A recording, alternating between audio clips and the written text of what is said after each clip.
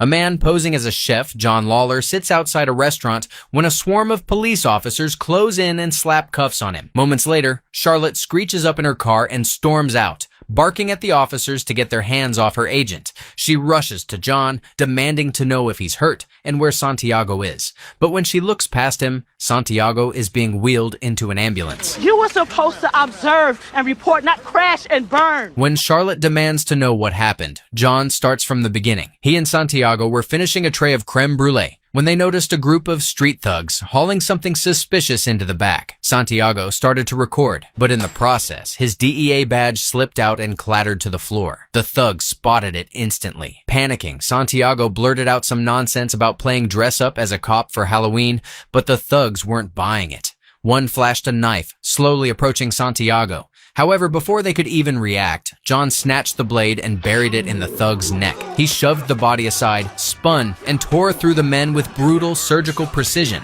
thugs dropping before they even registered the threat. Meanwhile, Santiago stayed useless in the back, getting kissed with a ladle and splashed with boiling water. John grabbed him and tried to make a run for it, until more thugs poured into the kitchen. John grabbed a frying pan, using it to redirect punches, block blades, and crack skulls. At one point, they pin him in the corner, hurling knives at him, but he shielded himself with the pan and one of their own men. Out in the dining room, customers ate their meals completely unaware. In the kitchen, John, gasping for air, actually asked the thugs to give him a minute to rehydrate. Dude, please, come on, give me a minute. And being honorable Chinese gangsters, they chill until he's done. Then, the fight resumed instantly. In the chaos, John even managed to grate Santiago's hand with a cheese grater. He tried hauling Santiago out again, but yet another wave of thugs arrived. Round 3. John kicked through them with pinpoint strikes. One thug leapt in for a finishing strike, but John caught him, reversed it, and stabbed him in the neck, then stabbed another for good measure. He smashed a bottle over a third thug's head, then set him on fire. The flaming man sprinted into the restaurant, dove into the aquarium, and sent every customer screaming. Back in the kitchen, John propped Santiago on a prep table, completely unaware the fire was spreading. He marched into the dining area and interrogated the burning man inside the goldfish tank. I'm offering you a green card and an apartment in Arizona. It's very nice. No. Hey. However, before John could get the thug to talk, another henchman emerges from the kitchen and empties his entire mag into the tank. After the chaos, John took a split second to save a goldfish. Charlotte and John step back into the flooded restaurant, where she immediately tears into him for torching 6 months of undercover work. But when it looks like the whole operation has collapsed, John casually reveals a stash of narcotics hidden inside canned goods from Kwong Enterprises, proof that the mission wasn't a total disaster after all. Back in Taipei, one of Kwong's men delivers the devastating message: their merchandise has been seized by the DEA. Soon after, Charlotte holds a press conference announcing that they recovered 400 kilos of heroin with a street value of $300 million. She vows to attack the crisis at its source and stop those who profit from suffering, while Kwong watches the broadcast in silent fury. The next scene shows Kwong leaving his tower, immediately swarmed by reporters. His trial is about to begin. As he pushes through the chaos, he insists that he is the real victim, along with the 200,000 employees who depend on him. For them, I look forward to proving my innocence. Thank you. When he finally reaches his car, his lawyer brutally glazes him, saying he has nothing to worry about. You control trade routes, distribution centers. You're a billionaire. And what they come up against you with? Fishing charges? Get out. Oh, okay. Kwong then calls his wife, Joey, who's at a luxury dealership shopping for a new ride. She examines a few models before settling on a Ferrari 488 Pista Spider. During the test drive, she calmly removes her gloves and sunglasses, then tears through the streets, blowing past traffic lights and drifting into wrong lanes while the salesman clings to life. They return to the dealership shaken but intact, and when Joey mentions the timing feels off, they promise to fix it within the hour. Later, Joey pulls the new Ferrari into the garage where Kwong is waiting. When he questions whether she really needs to buy everything she sees, especially another Ferrari, she reveals the car isn't hers at all. It's his birthday gift. Sweetheart. Thank you. Afterward, Joey drops her shopping bags and heads to her son Raymond's room. He's packing, preparing to leave for Paris to join the Ocean Outlaws on their next mission. He warns her that Kwong will be in prison by the end of the week, and that they shouldn't stick around when it happens. And where will you go? Heading to Milagro. Kwong has built in Milagro. How's that going to look? Like I have the will for revolution and change? Like somebody's finally standing up to Kwong? He's destroying entire marine ecosystems. Mom, No. Just because you like spending Kwong's money doesn't mean I have to stay here. Hey, stop it. You don't know what you're talking about. Joey knows Raymond and Kwong barely tolerate each other. When her son asks why she even married him, Joey explains that long ago she needed help, and Kwong was there, something she refuses to forget, no matter what Raymond thinks. Raymond then presses her about his real father, why she never talks about him, but Joey repeats the story she's told for years. His father was a pastry chef who died in a car accident. Raymond wants more, but all she'll say is that whatever happened, his father gave her Raymond, and she'd never change that. That night, Joey is in the bathroom when Kwong walks in. He apologizes, insisting he wasn't angry with her, only frustrated by the absurd trial. After thanking her again for the birthday gift, he opens up about the insecurity still gnawing at him, the ghost of the man who broke her heart 15 years ago. Joey, it's been 15 years. 15 years since I've taken care of you and Raymond. Whoever broke your heart is not coming back. He then suggests they try to move forward together. Joey agrees, and the two finally share an intimate moment. Back in Minneapolis, while reviewing the latest tip sheet, John notices a new confidential informant claiming to have information on Kwong. He immediately brings it to Charlotte, but she dismisses it as a hoax. John insists it's worth investigating, especially because the informant is offering Kwong's company ledger. But when he mentions the handoff would take place in Taipei, Charlotte shuts him down instantly. Because of what happened 15 years ago, she forbids him from going. Absolutely not. After what happened last time, That was 15 years ago. and look where it's landed you. Look, we all want to take Kwon down. We stopped the shipment. One shipment. One. Take your wins as they come and leave the rest alone. Charlotte, it's one weekend. Just a couple of days. Even if we wanted to, I can't send an agent down there, and certainly not you. I will go deep cover in my own assets. No one will even know I'm there. I am literally going to pick up a letter. No! What is wrong with you? You're like a dog with a bone. Let it go. She then orders him to take a mandatory weekend leave. You sending me home now? No, John, I'm sending you on vacation. It was a solid bust. Now go relax. The drugs will still be here on Tuesday, and so will Kwon. All right. Okay, thanks. I will definitely make the most of it. However, instead of relaxing, John goes rogue, heading straight to the airport, booking a ticket under the fake name George Washington. Afterwards, he boards a flight to Taipei. Meanwhile, at Kwang's mansion, Raymond strolls into his stepfather's office and stares at the rhino sculpture on the desk. Just as he reaches for it, Kwang appears, and Raymond claims he was looking for a pencil sharpener for his sketches. Kwang tries to make small talk and suggests they go on a golf trip together, but Raymond shuts him down. Elsewhere in the mansion, Joey watches the news on her tablet, of course timed perfectly to show her ex from 15 years ago, who is none other than Agent John Lawler. Incredible, truly unbelievable writing. Seeing him triggers flashes of their past, and now he's back in Taipei. At the airport, John's old friend Freddie picks him up and drives him to a hotel. But John barely speaks, lost in thoughts of Joey. Once they reach the room, they open their suitcases, packed with an arsenal of weapons. Across town, Joey is looking at old photos of herself and John when Kwang suddenly walks in. She quickly hides the pictures, and he leads her to another room where his men are savagely beating Raymond. Joey tries to intervene, but she's held back by Kwang's men. When she asks what's happening, Kwang shows her surveillance footage of Raymond stealing his company ledger from the safe. Joey pleads with Raymond to return it, but he fires back, accusing Kwang of destroying the ocean. These tuna boats are killing dolphins. You did this because of some dolphins? You're destroying our ecosystem. Had to do something. As Kwang's patience wears thin, Joey begs him to let her speak to Raymond alone. When she does, Raymond whispers that she needs to stall. An agent named John Lawler emailed him about the ledger, and all he needs is 5 minutes. Determined to buy time, Joey walks up to Kwang and tells him to hit her, claiming it's the only way Raymond will break. Kwang refuses, so she lights a cigarette and starts humiliating him in front of his own men. The smoking smell is nothing compared to the smell of my husband. It makes me gag. No matter what he does, or how much money he spends, or how much he scrubs, the putrid stink never goes away. When one man laughs, Kwang snaps. He pistol whips him brutally, then shoots him dead. Kwang then turns his fury back on Raymond, threatening to shoot him unless he reveals the ledger's location. Raymond finally cracks. He had a friend deliver it to the Marriott Hotel, room 2018. At that very moment, someone knocks on Lawler's door. When he answers, he finds the ledger, everything he needs to bring Kwang down. Kwang immediately sends his men to the hotel while he stays behind, preparing to chop off Raymond's limbs as punishment. That's when Joey breaks free, shoots one of Kwang's guards, and points the gun at her husband. Kwang calmly asks who will love her if he dies, but Raymond ends the argument by knocking him out with the rhino sculpture. Joey and Raymond then race out in the Ferrari, speeding to the hotel to warn John. However, Kwong's men are already en route. Soon after, they arrive at John's room. When he sees Joey, memories of their past flash through his mind. As soon as he opens the door, Joey wastes no time. Kwong's hit squad is coming to kill him. John is confused how she's connected to a man like Kwong,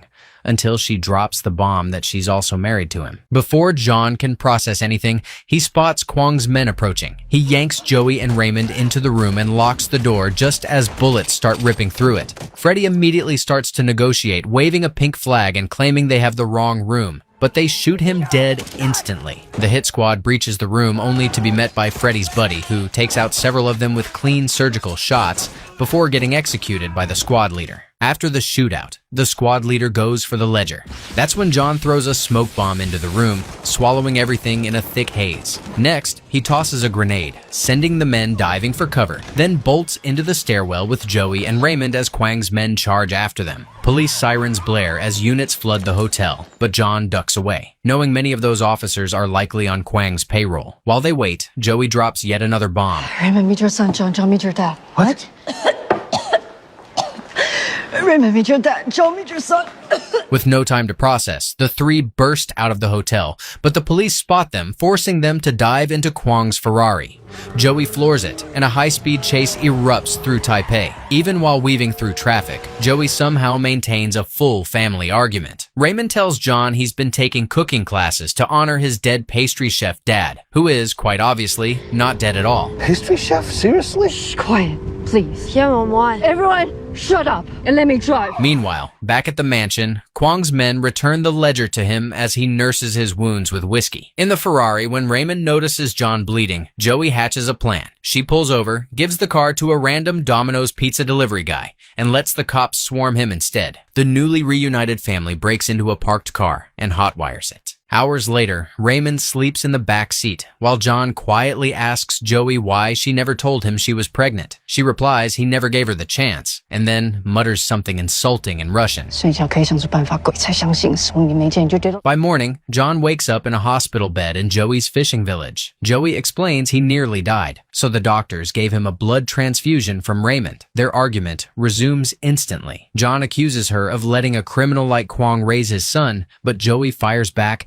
that he doesn't get to judge. He was gone. There are many things you don't know and you'll never understand. I understand completely. Yes, John. I ran to the one person who could give me the riches and pearls that I deserve. And Raymond, stop pretending you're asleep. You two do anything but fight. Moments later, a doctor enters with villagers carrying flowers, thanking Joey. To John's shock, she's been secretly funneling Kwong's money into the hospital to keep it alive. Afterwards, the trio visit her childhood home, where Joey reunites with her grandmother Popo, who hasn't seen Raymond since he was a baby. He's also introduced to his cousin. Over dinner, Raymond asks about Joey's past. You never talk about family. I know nothing about you, both of you. So please, no more lies. I deserve to know. Starting from the beginning, Joey explains she used to be a mechanic in this village until one day the fishermen found drugs floating near their nets. Popo hid the stash in their garage, but the gang eventually returned. Not just for the drugs, but also to take young girls from the village. Joey, skilled behind the wheel, escaped in her makeshift Tesla, with the gang chasing her down the roads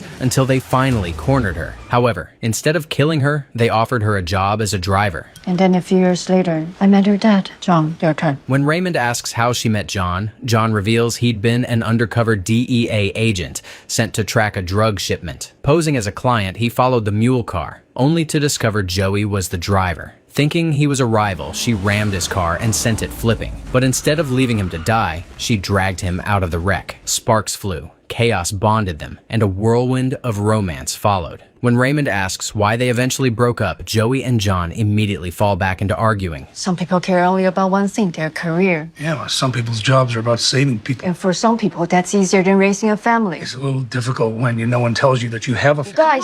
Guys, I think I've heard enough. It's been a long day. The next morning, John tries bonding with Raymond in the kitchen while they peel beans. He praises Raymond for being brave for stealing the ledger, but Raymond shrugs, saying he only did it to stop Kwong from killing the dolphins. When John mentions he also saved a goldfish recently, Raymond explains that dolphins aren't fish but mammals, just like the two of them. He then reveals he interned for Kwong last summer. That's when he learned the horrifying truth. Kwong's a piece of... dickhead dolphin killer. Hey, what's your language, kid? Okay, Dad. Sorry. I meant John. Cut me some slack, huh? It's not that I don't want to be dad. This is all new to me. Yeah, well, I'm not really an expert either. Moments later, a noise from the garage pulls John away. He finds Joey working on her old buggy. When he asks where she's been, she tells him she went out for spare parts. John reminds her they're supposed to be hiding, but Joey snaps back. He's the expert at disappearing, not her. John finally asks her to fill in the blanks he's been missing for 15 years. Just fill me in. What happened to you after I left? My past is mine, not yours. You know what? Don't tell me. Just, keep all your secrets to yourself. When John keeps pushing, Joey asks him if he remembers the last time they saw each other. That night, they both had something important to say, but Joey let John speak first. He revealed everything. He's an undercover DEA agent named John Lawler, assigned to infiltrate Kwong's operation and identify everyone involved. Now the DEA wants him to bring Joey in. Joey is devastated, realizing he'd been using her. And John admits he was at first, but he fell deeply in love with her.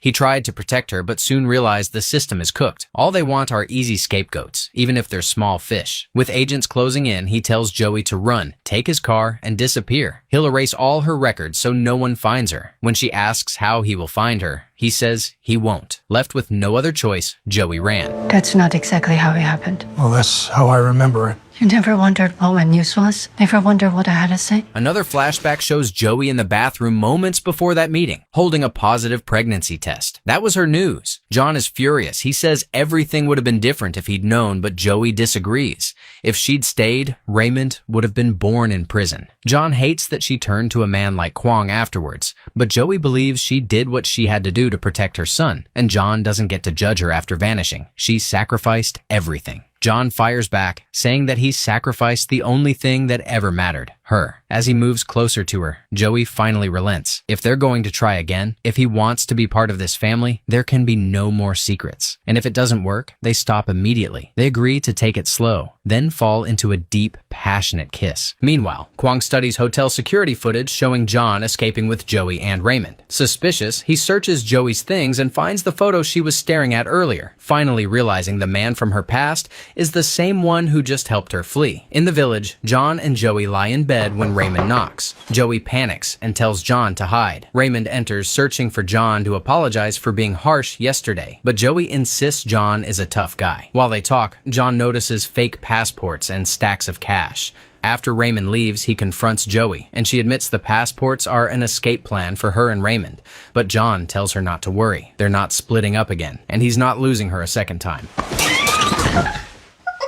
Across town, the detective from the hotel visits Kwong, reporting that 6 of Kwong's bodyguards were found dead at the scene. Kwong coolly replies that they clocked out at 4 p.m., so whatever happened afterward has nothing to do with him, and the real concern should be the professional who killed them. Why question me when there's a real murderer running out there free? Makes me think of the Chinese proverb, why kill the chicken to scare the monkey? Are you a chicken or a monkey, Mr. Kwong? You know, it sounds to me like you're dealing with a real pro, someone that is trained with a unique set of skills. When the detective asks if he means George Washington, Kwong snaps, correcting him. Meet Agent John Lawler. My men sacrificed their lives trying to stop him from kidnapping my wife. Asked for motive, Kwong finally reveals the truth. Lawler is Raymond's biological father. After the meeting, Kwong asks his bodyguard for any update on Joey. There's still nothing, so Kwong orders him to check the fishing village. Back in the village, Joey and John question Raymond about whether Kwong had any other ledgers. Raymond remembers the rhino sculpture in Kwong's study, and suddenly wonders what if it wasn't a sculpture at all. John immediately realizes it's a hard drive. When Raymond volunteers to retrieve it, his parents shut the idea down instantly. Furious, Raymond storms outside. Meanwhile, 2 of Kwong's men arrive in the village and spot Joey through the window. Before they can make a move, John takes out one of them. The second man calls Kwong to report that they've found Joey, only to feel a gun pressed to the side of his head just before John knocks him out. John rushes inside, grabs the passports, and tells Joey they'll need to split up for a while. But when they call for Raymond, he doesn't answer. Raymond's cousin suddenly bursts in, revealing that Raymond took his motorcycle, insisting he had something important to do. Cut to Raymond slipping into Kwong's mansion to steal the rhino drive, but he doesn't make it far. Kwong catches him instantly, like a mouse snapped in a trap. Moments later, Joey calls, demanding to know where Raymond is. Kwong answers, with chilling calm. The boy is right there with him, and this time, he's not getting away. John's voice suddenly cuts in over the call. He introduces himself and tells Kwong to let the kid go. But Kwong wants only one thing: John gone forever, out of his family's life. John agrees without hesitation. He offers himself in exchange for Raymond and gives Kwong the meeting point. Joey warns him Kwong will kill him, but John doesn't care. He'll do anything to save his son. At the rendezvous, Kwong keeps Raymond locked in the car while Joey and John step forward, instantly swallowed by a ring of armed men. Kwong tells Joey she's coming with him, when John reminds him that wasn't the deal.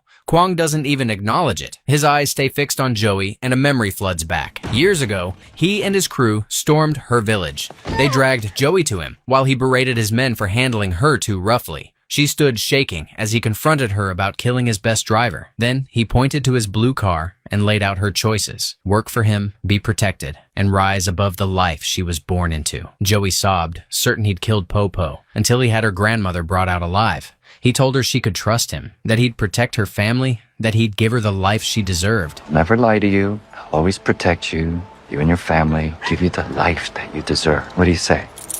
Deal? Eventually, she accepted. Back in the present, Kwong declares the deal dead and orders his men to kill John. He yanks Joey toward the car while John stands powerless. But in one rapid strike, John disarms a guard and takes out the entire squad. He sprints toward the road and fires at the getaway car, killing the driver with a single headshot. Kwong kicks the body out and jumps behind the wheel, tearing off with Joey and Raymond trapped inside. John races through alleys, cutting across side streets to intercept them. Inside the car, Kwong rants, screaming about Joey's betrayal, insisting they can still start over. John answers by driving his boot straight through the window and launching Kwong out of the moving car, leaving Joey and Raymond stunned. John chases Kwong into a packed cinema, sending the crowd screaming, except for one elderly couple who remains seated, treating the showdown like their own private movie. John announces Kwong is under arrest and orders him to the ground. It's the last time, Kwong. Get on the fucking floor! Go ahead, shoot me.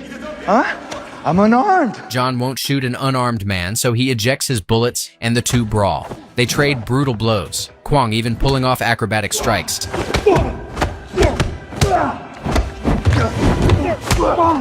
They're evenly matched until Kwong jabs John's throat and grabs his empty gun while John reaches for the fallen bullets. He recovers first, beats him down. Bruised and trembling, Kwong admits he was right. John's fighting for Joey. Then he tells John he can't kill him, insisting Joey still needs him. John answers coldly that Joey needs no one, then knocks Kwong out. Kwong is arrested instantly, and word of his downfall ripples across the city while John sits cuffed in the station. A detective arrives moments later, uncuffs him, and says he's been bailed out. But someone wants to speak to him first. It's Charlotte. John thanks her for bailing him out, but she shuts that down immediately. The bail was $1 million, far beyond the agency's budget. Then she tears into him for going rogue, disobeying orders, and failing to retrieve the ledger. That's when John reveals the real trophy, the Rhino hard drive, Kwong's entire operation in one place. Everything needed to erase Kwong's empire. Charlotte tells him she'll handle it from here. Then she gives him the only advice that matters: disappear for real, this time with his family. Outside the station, John finds Joey and Raymond waiting. They're the ones who bailed him out using Kwong's money. John smiles and suggests a real family vacation. No, you still have school. Come on, a couple days is gonna hurt. What do they learn at this age anyway? Plus, I already aced my last math test. No, There you go. nope. Come on, this kid has been through a lot. Sometime later, the reunited trio settle into quiet days in Paris, finally tasting the peace they fought for. Over breakfast, Joey drops a bombshell. She's pregnant. John freezes, blindsided, trying to piece together how everything happened so fast. He asks if the baby is his. Joey only smiles and asks if it even matters. John breathes out, soft but certain. It doesn't. And for the first time, this family finally gets a second chance.